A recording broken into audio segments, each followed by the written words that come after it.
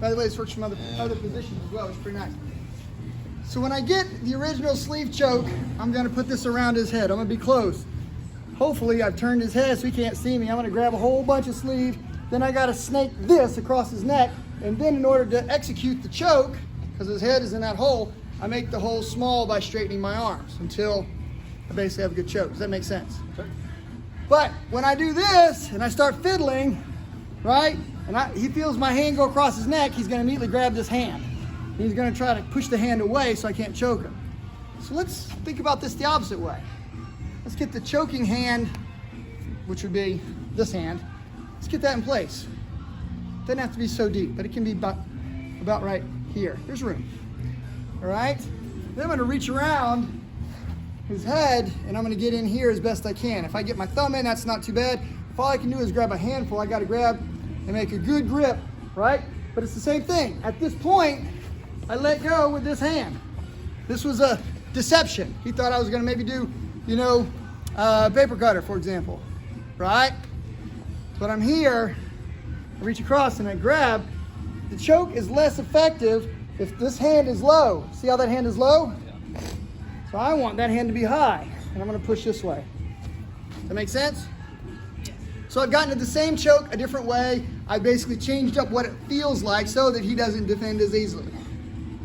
All right, so he's on the ground. Let's look at it one more time.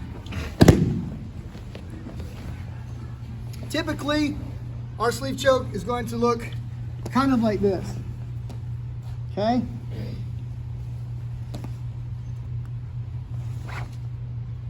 Once I get here, I own him. Now watch, I'm low on his body. If I'm high here, the choke can fail, right?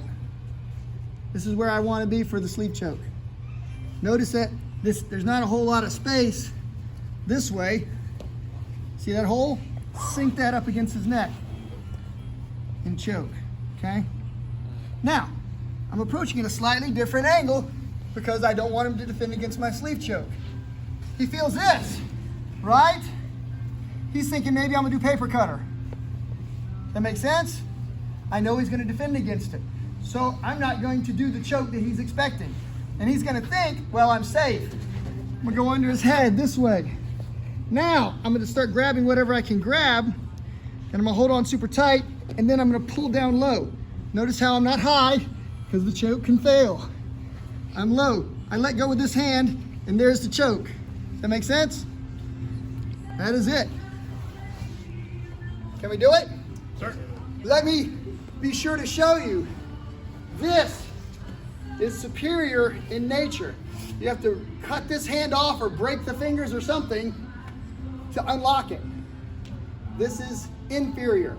I start pushing and I lose my grip, I lose the choke. So this is not the primary choke, this is the backup choke. Does it make sense? By the way, once I get into this position, I don't just push with my hand this way. I push with my whole body and I push my forearm across his neck so I can make a better choke. It's really this part of the arm I'm using, but you could use all the way up to the elbow if you've got enough weight and you've got enough base that you can't be easily rolled. Give it a try. All right. Normally we're going to be looking for what? Rear naked choke. That works pretty good. He starts grabbing for defense.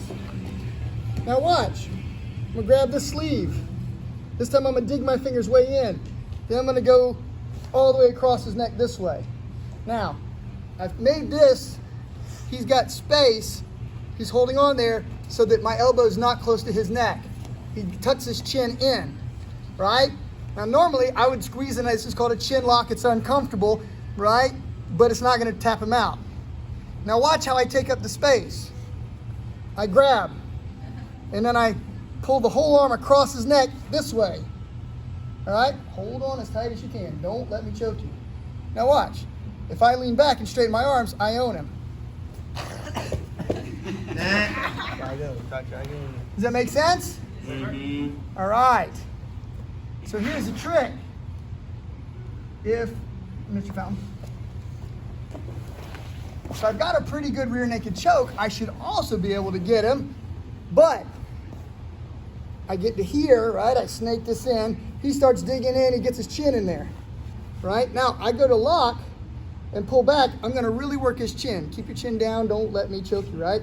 As I lean back and I start pulling, it's uncomfortable, but it shouldn't choke him too much. And I got him, but pretty good. I go here. It changes the position of my hand where he's holding me away from his hand, from his neck. It changes it to this. You guys see how I move my hand? So once I get this deep, by the way, I'm here, it's right there. You just grab it, okay? Dig it in deep. Snake this across the back. You gotta pull this across his neck. You see how now his chin is up? Chin down. Watch. And there it is, chin up. So I've basically gotten past his defense, and I've got sleeve choke from behind. Is it good, sir? Yep. Rear naked choke is my go-to, my first. If I got the back, I want the rear naked choke. But if they've got good defense, and you're already here, grab that sleeve, pull it all the way over, and it changes the way their head is. When you pull, you should be able to snake under the neck. Give it a try. On the top. Typically speaking, when I try to make sleeve choke, right, I've cleared the hands one way or the other, and I've used my legs to pull them forward, and I end up here. He feels me going like this to grab my sleeve. He immediately tries to back away, and I get a whole bunch of upside downness. Now, he's gonna move his head and look at my hands. See how my hands are like this? I want the hands like this. This is less effective. This is how he escapes this part of the choke. All right, so I'm going for this move, and I gotta hold him with my legs, but he starts to snake away, right? And I'm kind of pushing against his face, all right? So let's start here, right? We're gonna start here. Let's do left hand, left hand. I'm gonna give myself a little bit of room. I'm not gonna be so deep, but I'm gonna use my legs and I'm gonna pull him forward, and this is gonna hook his head this time. Now I grab the sleeve this way.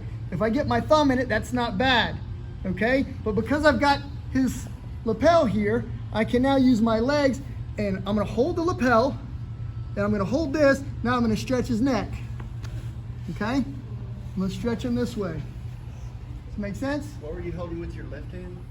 So left hand is here. Right hand is gonna grab the sleeve, and I'm just basically making a lock.